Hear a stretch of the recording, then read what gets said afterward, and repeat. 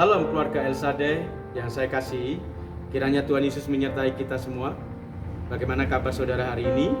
Saya berharap dan saya percaya kita semua dalam perlindungan dan penyertaan Tuhan Yesus Kristus senantiasa. Hari ini kita akan belajar dampak kebangkitan Tuhan Yesus bagi kehidupan kita. Dalam Kisah Rasul 4 ayat yang ke-33 mengatakan, dan dengan kuasa yang besar rasul-rasul memberi kesaksian tentang kebangkitan Tuhan Yesus dan mereka semua hidup dalam kasih karunia yang melimpah-limpah. Perlu digarisbawahi, memberi kesaksian tentang kebangkitan Tuhan Yesus dan mereka semua hidup dalam kasih karunia yang berlimpah-limpah. Dari kebangkitan Tuhan ini memberikan dampak yang luar biasa bagi kehidupan murid-murid Tuhan Yesus, termasuk kita anak-anaknya. Bapak Ibu Saudara, apa dampaknya? Yang pertama, memulihkan keraguan. Kita bisa baca ekspresi dari Maria Magdalena di dalam Yohanes 20 ketika ke kubur Tuhan dan kosong.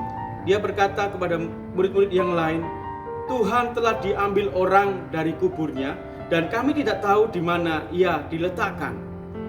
Bahkan semua murid-muridnya pun berlari, termasuk Petrus, seakan kurang percaya bahwa Yesus sudah bangkit.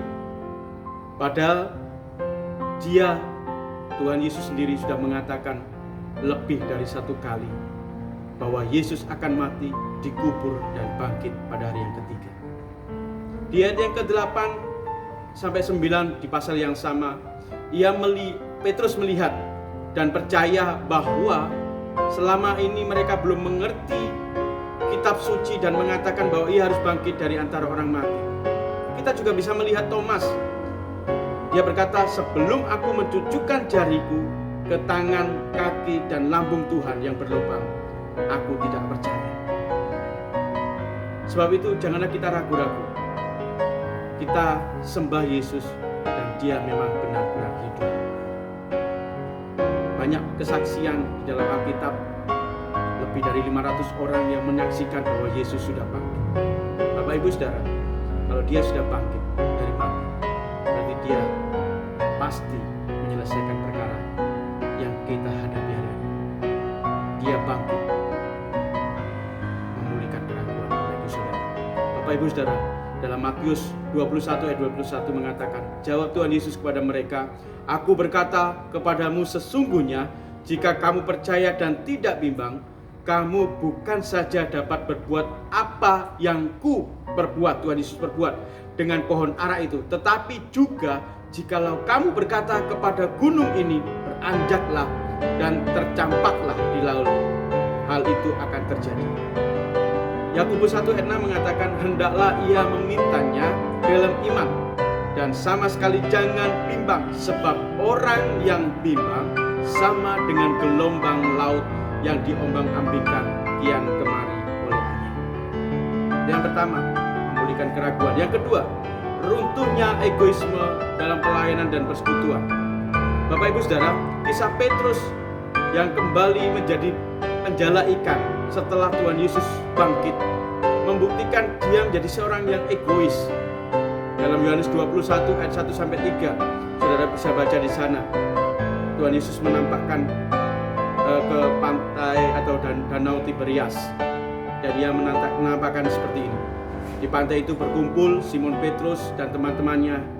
Bapak Ibu bisa baca nanti di rumah bahwa Petrus berkata kepada teman-temannya, aku pergi menangkap ikan. Dan mereka berkata, kami juga pergi dengan engkau. Bapak Ibu Saudara, Petrus ingin dipandang sebagai tokoh sentral yang kedua setelah Tuhan Yesus. Petrus ingin dia diorangkan. Tapi ayat selanjutnya, Tuhan hadir. Dan bagi mereka, Tuhan Yesus tidak tampak. Tetapi Tuhan mengubah segalanya, sehingga Petrus dan teman-temannya terbuka matanya, sehingga tidak berani bertanya, siapakah engkau? Bapak Ibu yang kasih dalam Tuhan, mari hilangkan egoisme dalam persekutuan, dalam pelayanan kita. Mari bersama-sama bergandengan tangan. Kita bekerja sama untuk memuliakan nama Tuhan. Tidak ada kepentingan ABC, tidak. Tapi semuanya untuk kemuliaan dan kebesaran nama Tuhan. Hilangkan egoisme. wah saya yang paling penting. Tidak. Semuanya adalah satu kesatuan. Filipi 2 ayat 3-4 mengatakan, dengan tidak mencari kepentingan sendiri atau puji-pujian yang sia-sia, sebaliknya hendaklah dengan rendah hati yang seorang menganggap yang lain lebih utama daripada dirinya sendiri. Dan janganlah tiap-tiap orang hanya memperhatikan kepentingannya sendiri, tetapi kepentingan orang lain juga. Ini yang kedua. Yang ketiga sekarang, memiliki roh yang berkobar-kobar untuk melayani Tuhan. Pada akhirnya setelah Tuhan Yesus bangkit dan hidup, ada 2 orang murid yang berjalan ke kampung Emmaus. Jauhnya itu 7 mil Bapak Ibu. Kalau dalam matematika 7 mil itu adalah 11.263 meter. Jauhnya itu luar biasa. Dan mereka tidak ngobrol tentang kehidupannya, tetapi mereka berbincang-bincang tentang Tuhan Yesus. Nggak terasa capek karena mereka berkobar-kobar hatinya. Yesus bangkit. Bapak Ibu Saudara, kalau Tuhan sudah hidup bagi kita, Dia benar-benar hidup.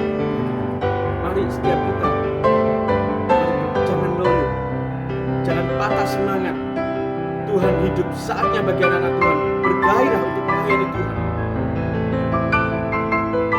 Diskon pandemi COVID-19 ini bukan menjadi alasan untuk kita rebahan atau malas, ataupun sedih, atau khawatir, atau gelisah, ataupun patah semangat. Mari berkarya bagi Tuhan. Sebisa dan semampu kita, lakukan yang terbaik. Jangan mau terbelenggu dengan kenyamanan COVID-19 ini, sehingga mematikan rohani kita. Melayani Tuhan bukan berarti kita hanya bisa dilihat manusia saja. Kita bisa memulai dari kamar kita. Kita bisa memulai dari rumah kita. Kita bisa memulai dari lingkungan kita. Bahkan kita bisa memulai di mana kita berada. Kita bisa melayani Tuhan bukan saat aku dapat apa ya, bukan, tetapi apa yang kupersembahkan untuk Tuhan. Dia hidup, saatnya kita semakin bergairah untuk melayani Tuhan. Roma 12 ayat 11.